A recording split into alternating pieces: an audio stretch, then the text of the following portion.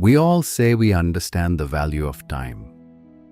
We nod our heads when someone tells us time is precious. But if we truly understood it, would we still waste hours scrolling through our phones, postponing important tasks, or telling ourselves, "I'll start tomorrow"? Here is the uncomfortable truth. Time is the only thing in life that once lost can never be earned back. You can lose money and make it again. You can lose a job and find another. But a single moment, once gone, is gone forever. And the saddest part? Most of us don't realize this until it's too late. Today's story is about a father and his son. A father who watched his son waste day after day, and instead of giving another lecture, he handed him something unexpected: an old watch and a powerful question. A question so simple that no one in the market could answer it. But its meaning changed the boy's life forever. So stay with this story until the very end, because sometimes a single story heard at the right time can wake up something inside you that years of advice never could.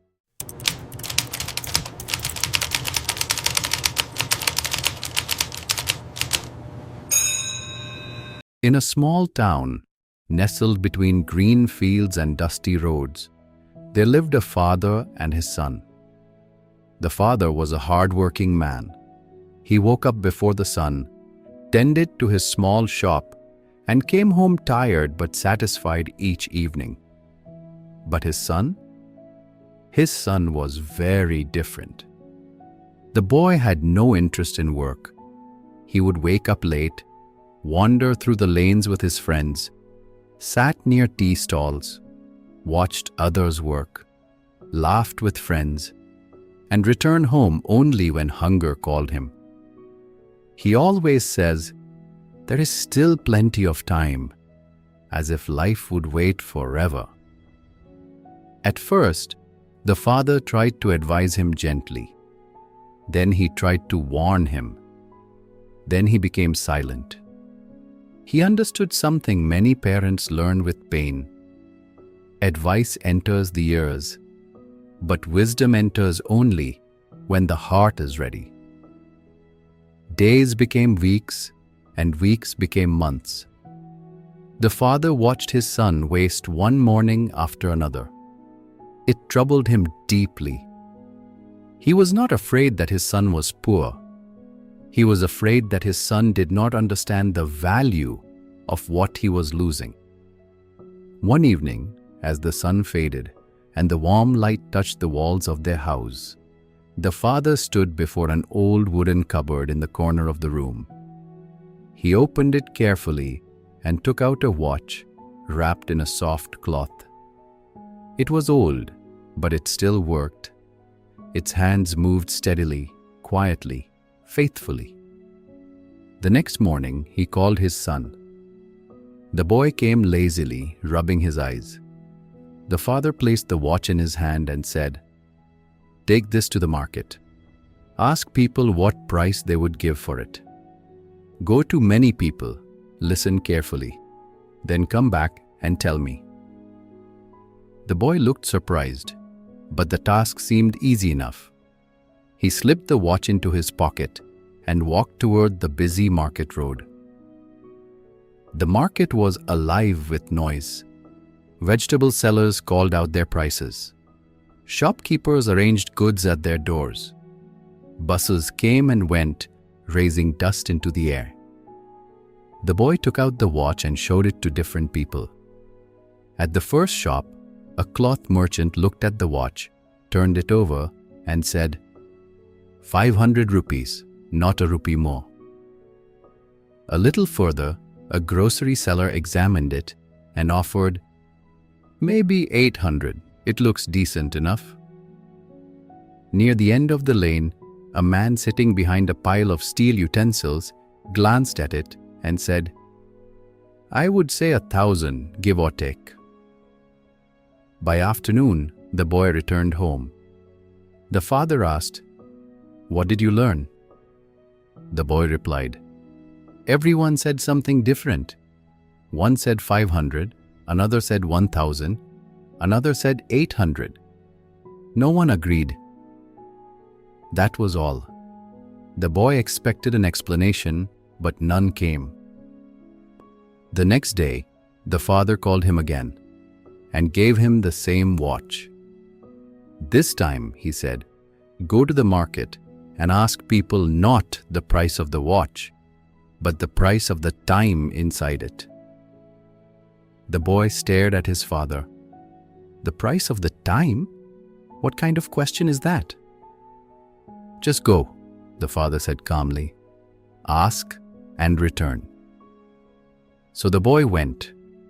At the first shop, he asked the question. The merchant burst out laughing. "The price of time?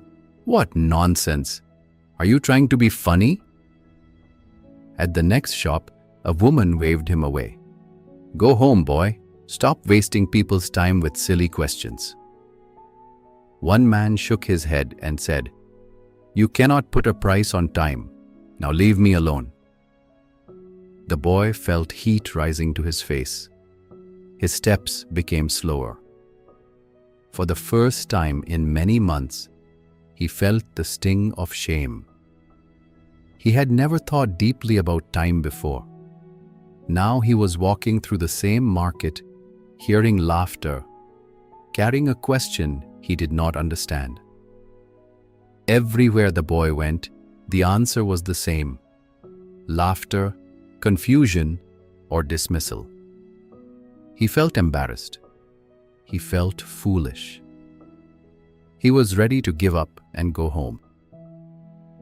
But just before he turned back, he noticed a tiny shop tucked into the corner of the market. A watch repair shop, old and quiet, with hundreds of tiny clocks sticking on the walls. Behind the counter sat an old man with silver hair and kind eyes, carefully fixing a broken timepiece with steady hands. The boy stepped inside and asked his question one last time. "Can you tell me, what is the price of the time inside this watch?" The old man stopped his work. He looked up slowly and studied the boy's face for a long moment, not with laughter, but with understanding.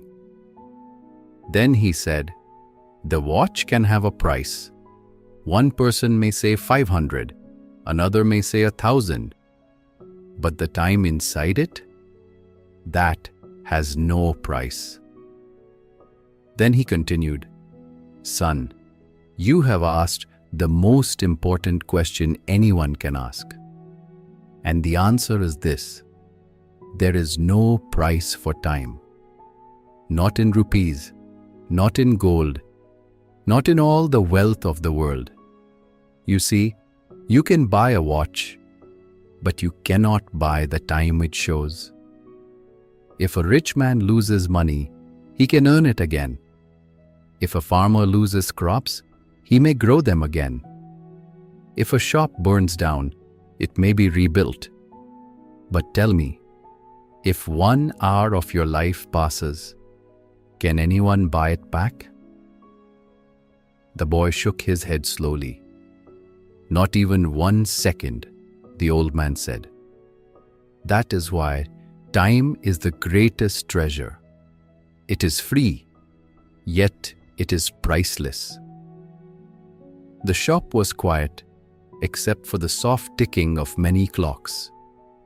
Time has one bad thing and one good thing. The bad thing is that it never stops. It keeps moving, whether you are ready or not.